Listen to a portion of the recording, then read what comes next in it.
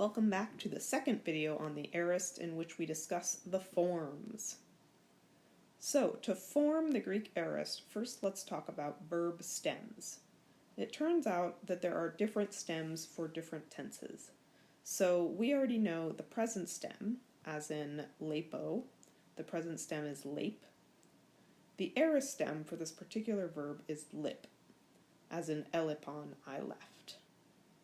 You can learn the stems by practicing the principal parts.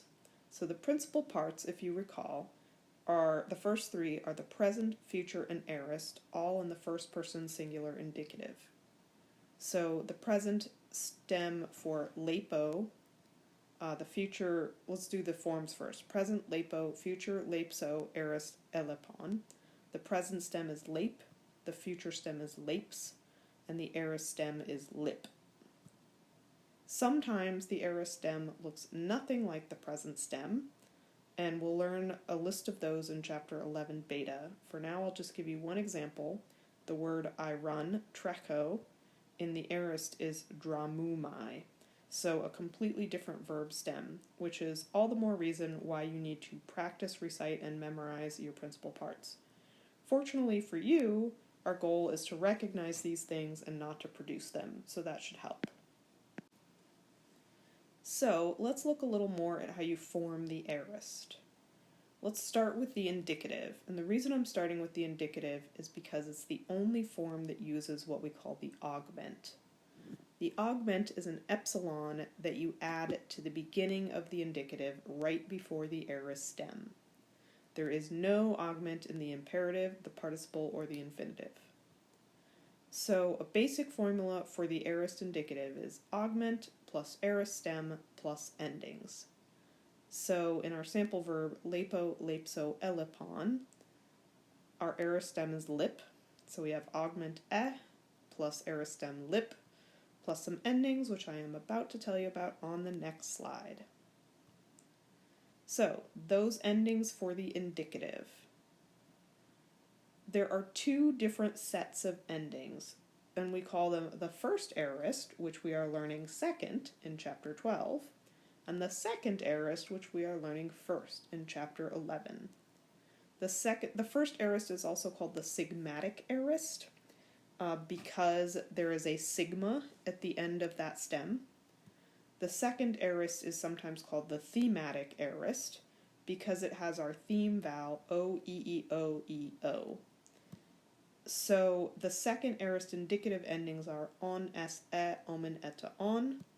Fortunately, you already know these ones, which is exactly why Athenaze teaches you the second aorist first, because you already know the endings.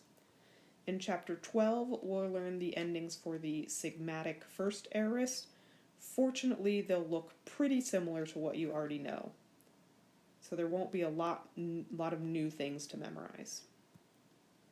So again, for these endings, you just need to practice reading them in context, and also practice drilling yourself. So let's look at a few extra fun things about the augment. The first extra fun thing is that if the aorist stem itself starts with a vowel, and then you stick the E on the beginning of it, then you might have contractions or elisions or a vowel lengthening.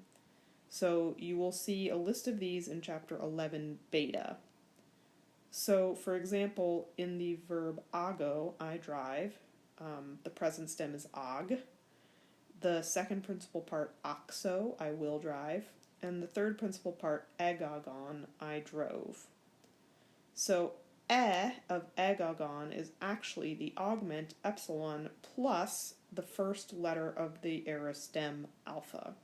So epsilon plus alpha has resulted in an eta. So the aorist stem is not agog with an eta, but rather agog. Then when you take epsilon, the augment, plus agog, you get agog. So the true aorist stem there is agog. Sometimes it's hard to see the true aorist stem from the third principal part because a contraction has occurred.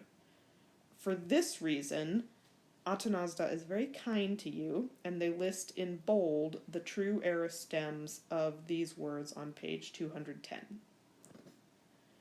So the second funky case we want to look at is what if the verb starts with a prefix like apo or ace? In that case, you smush the augment after the prefix and before the aorist stem. So for example, in eİsvάλλω, you smush the augment into between ace and ballo, so eİsέβαλλον. Okay, now what happens if that augment, or if the prefix ends in a vowel, or the stem begins in a vowel? Well, then you can get contractions and elisions, and one example of that is apothenesko, where apo is the prefix to thenesko.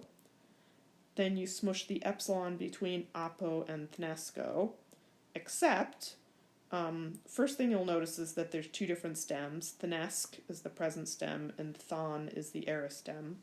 But you'll also see that the O of apo has disappeared, and instead we just have the augment. We get apethanon.